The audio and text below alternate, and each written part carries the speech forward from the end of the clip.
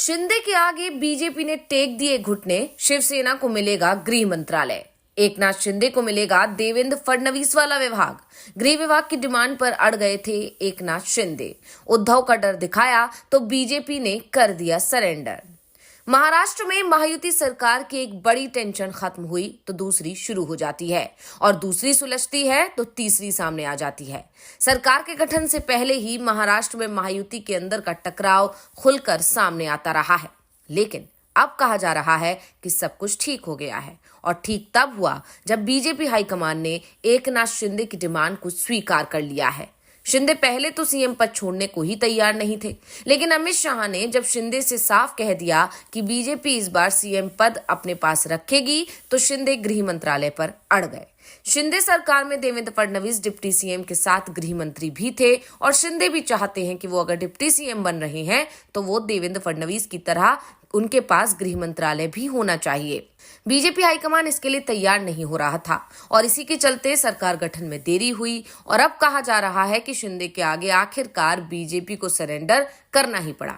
ऐसे में एक सवाल तो ये भी उठ रहा है कि जब बीजेपी को पता था कि शिंदे के पास महायुति में रहने के अलावा कोई और विकल्प नहीं है, फिर भी बीजेपी शिंदे के आगे क्यों झुक रही है? तो आज हम इसी मुद्दे पर इस वीडियो में करने जा रहे हैं चर्चा, तो इस वीडियो को आखिर तक जरूर देखें। एकनाथ शिंदे को देवेंद्र फडणवीस मनाने में कामयाब हो गए। सरकार से बाहर रहने की बात करने वाले एकनाथ शिंदे अब फडणवीस के अंदर काम करने को तैयार हो चुके हैं, लेकिन सरकार में शामिल होने की वो पूरी कीमत वसूल रहे हैं, क्योंकि सरकार बनाने के लिए जो बहुमत मिला है उसमें शिंदे के योगदान को बीजेपी भी नहीं भुला सकती। बीजेपी को शिंदे की कितनी जरूरत है, ये बात सरकार बनाने का दावा पेश करने के बाद देवेंद्र फडणवीस ने ही साफ कर दी थी। उन्होंने कहा था कि हम चाहते हैं कि एकनाथ शिंदे नई सरकार में काम करें। मैंने उनसे अनुरोध किया, उम्मीद है कि वो सकारात्मक प्रतिक्रिया देंगे। और इसके कुछ ही घंटों बाद देर रात फडणवीस शिंदे से मिलने उनके बंगले वर्षा भी पहुंच गए।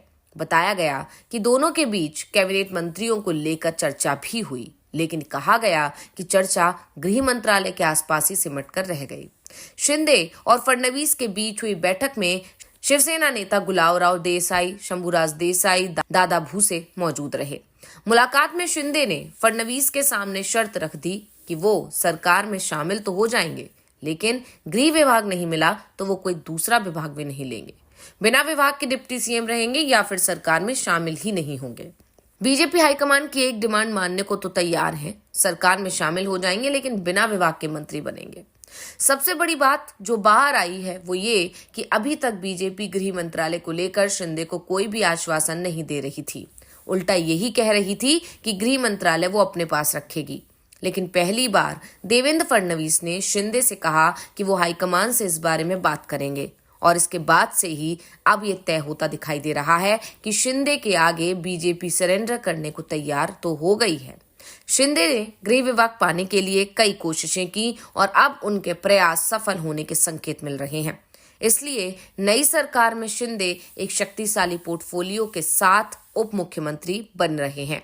2014 में देवेंद्र फडणवीस पहली बार मुख्यमंत्री बने, तब शिवसेना उस सरकार में शामिल थी। फडणवीस 5 साल तक मुख्यमंत्री भी रहे।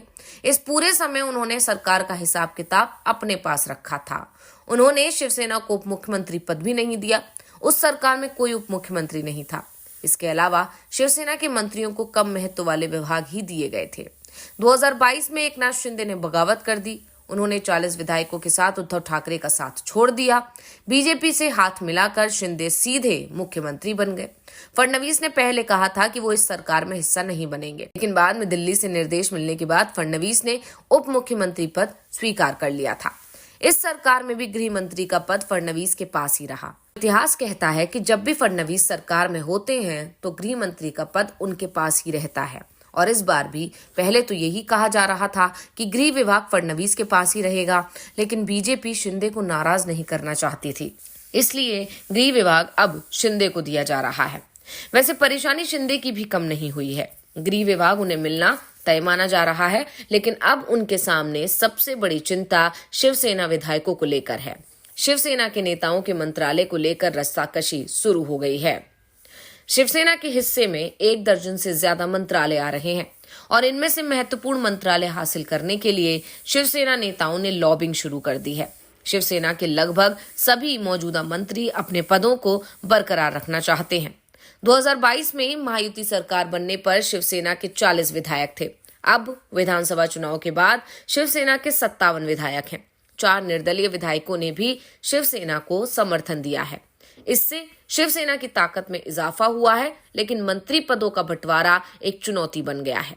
एकनाथ शिंदे ने कहा है कि नए सीएम की नियुक्ति एक आसान प्रक्रिया होगी, लेकिन उससे बड़ी चुनौती मंत्रालयों को लेकर दिख रही है। गृह मंत्रालय पर फंसा पेच सुलझ गया है। ये परेशानी शिंदे और बीजेपी के बीच थी, लेकिन अब शिंदे और उनकी पार्टी के विधायकों के बीच एक अलग परेशानी शुरू हो गई है। इस बार शिंदे के लिए संतुलन बनाना मुश्किल दिखाई दे रहा है। हर मंत्री का चयन पूरी सोच विचार के बाद किया जाएगा। ये भी देखना होगा कि क्या शिंदे सभी गुटों को संतुष्ट कर पाएंगे। जिन विधायकों को मंत्री नहीं बनाया जाएगा, उन्हें राज्य सरकार के निगमों में समायोजित करना होगा। भरत गोगावले और संजय शिरसाट जैसे कई विधायक 2022 से ही मंत्री पद के लिए प्रयास कर रहे हैं, इसलिए उन्हें या तो जगह देनी होगी या उन्हें शांत कराना होगा। अगर शिवसेना को केवल 11 से 13 मंत्री पद मिलते हैं तो सभी विधायकों को खुश रखना आसान नहीं होगा। कुछ वरिष्ठ एमएलसी भी मंत्री बनने की उम्मीद कर रहे हैं। तो शिंदे के सामने कई मुश्किलें हैं। पहला, विधायकों को खुश रखना, क्योंकि जिसे मंत्री पद नहीं मिलेगा उसके नाराज होने की संभावना सबसे ज्यादा है। वैसे जिस तरह से इस समय एकनाथ शिंदे के पास ज्यादा विकल्प नहीं है, उसी तरह से उनके विधायकों के पास भी ज्यादा विकल्प नहीं है।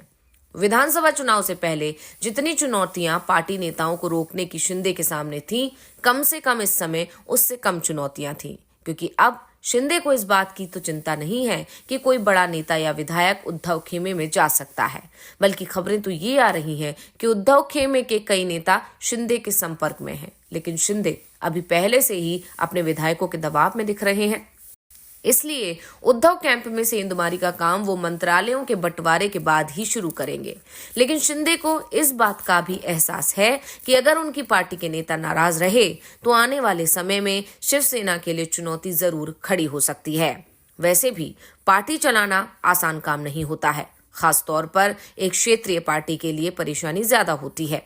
ऐसे में शिंदे कैसे अपने विधायकों की नाराजगी दूर करेंगे, ये ही उनकी पार्टी के आगे के भविष्य को तय करेगा। और अब शिंदे ने अपनी शर्त मनवा ली है, यानी बीजेपी के लिए शिंदे कितने जरूरी हैं, ये इस बात का जीता जागता नमूना है। अब देखना होगा कि शिंदे अपने विधायकों को कैसे मना कर रखते हैं जब उन्हें उनके मन मुताबिक मंत्रालय अगर नहीं दिए गए तो रिपोर्ट आपको कैसी लगी हमें कमेंट करके अपनी राय जरूर दीजिएगा। इसी के साथ वीडियो को लाइक करें, वीडियो को शेयर करें और चैनल को सब्सक्राइब करना ना भूलें।